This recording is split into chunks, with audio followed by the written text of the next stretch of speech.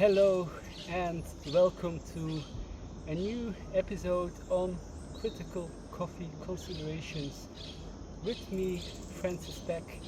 I am here in Colombia, Eje Cafetero, the coffee axis. And what's the first thing when you want come to the coffee region? What do you want to do as a coffee aficionado, as a coffee roaster? Maybe find those direct trade partners, visiting those plantations, or just going to specialty coffee shop, trying out all the wonderful coffees they have here. No, first thing you do is you come to the Parque del Café, where they bring everything together. This is near Armenia. You can actually take a public bus to Montenegro. I walked from there, it's like 3 kilometers. The park opens at 9 o'clock. I got here at 9:30. It's a very cheap way of getting here. Entrance to the park is, it's like 22 euros, something like this, so quite cheap compared to parks in Europe. Now, if you follow my channel, you might know that I have these snippets on theme parks and how bad coffee is, how they really don't consider the coffee aficionados. And now I've discovered this dedicated theme park to coffee. It's just amazing, so many emotions. So because of this, I'm just starting a new sub-series, of course. The creator is really an incredible part, because you're just vertical. You're just vertical going up, and then you also have a vertical drop. So of course I was not allowed to keep on my glass going.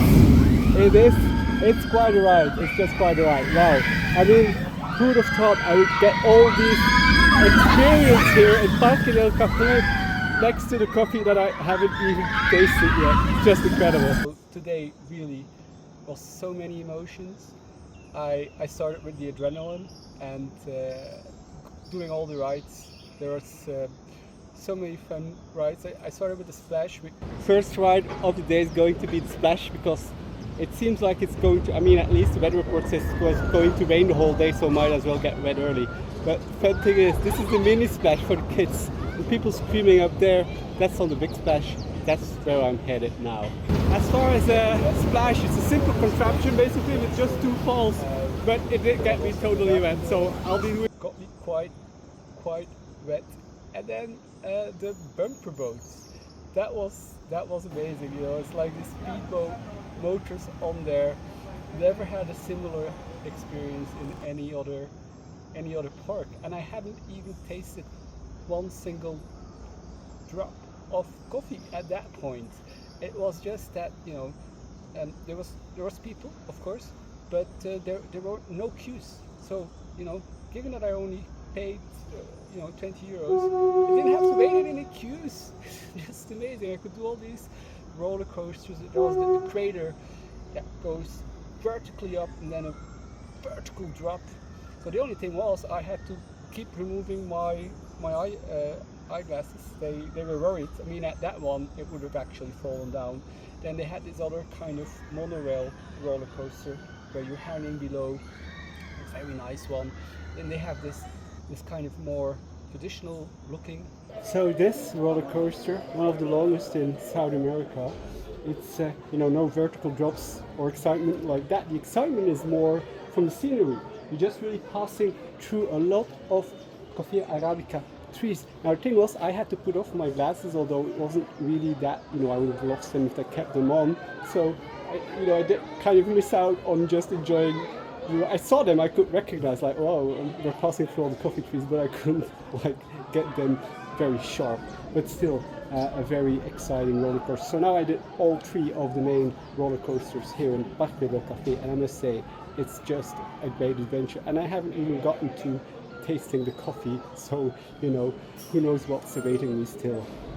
Then I went to the coffee show. So they made this whole show with dancers and singers, and there was just such joyful ambience even before we saw any of the performance. The public here is so nice. They have such nice, lovely energy.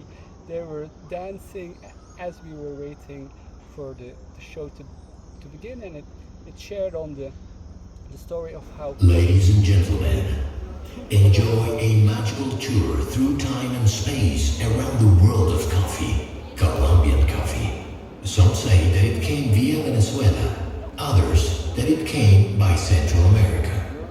In 1736, its seeds were taken to Popayan, but only in 1835 the first commercial production of grain in the departments of North and South Santander was achieved. Thanks to the penalty of planting a seed of coffee imposed by the priest Francisco Romero to the sinner pilgrims, the crop spreads quickly through all the territory. A tradition is born, our coffee. The coffee from Colombia. And how it has such an impact on the lives of people, how there's 500,000 coffee farming families that depend on coffee, and how coffee gives value to Colombia. They take a lot of pride from it, and rightly so, because really it's just great coffee. And then I went to the Arte del Café show, which meant more in how you were preparing it, because then the coffee show was then more on the process, and there was a dance, the singing, and there was a tale of love and how women and men, I guess, behave here in Colombia.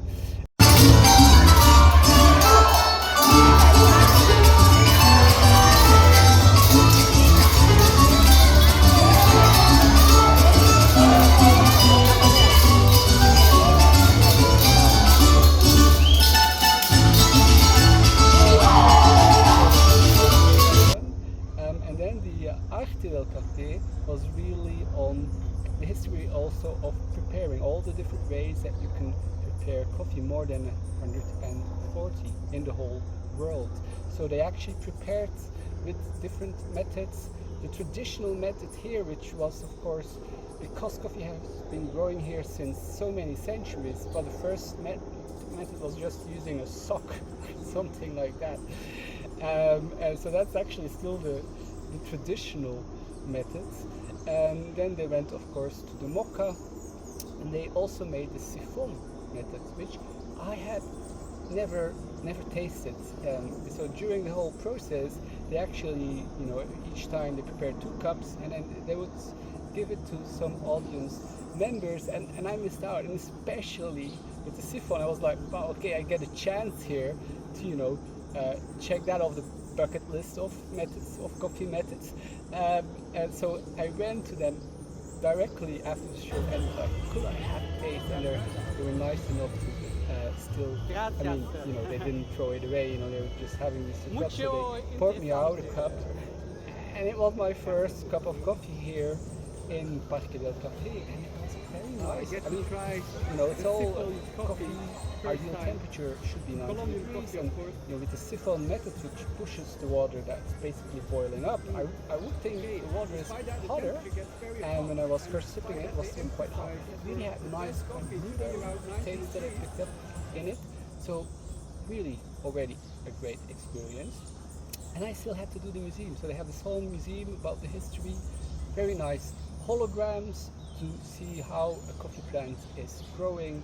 Then also you can try to pick the ripe fruits, because this is one of Colombia's main points, that it's manual picking, and so manually picking those mature, on point berries, so that you get actually the best quality.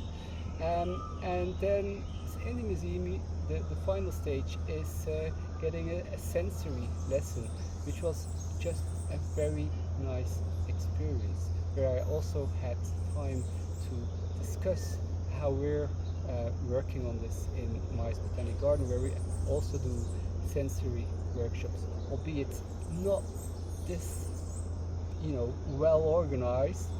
I mean, we will learn from this was just a wonderful inspiration for what we might also offer at the garden. Thank you for the excellent course in tasting. And so I also work at Maïs Botanic Garden in Brussels, and we grow coffees there as well. I mean, we work on coffee, and I think we will try to do a similar workshop as you're doing here. It was really nice how you explained the different taste acidities. Can you shortly explain it in English also? Where can we feel the different types of?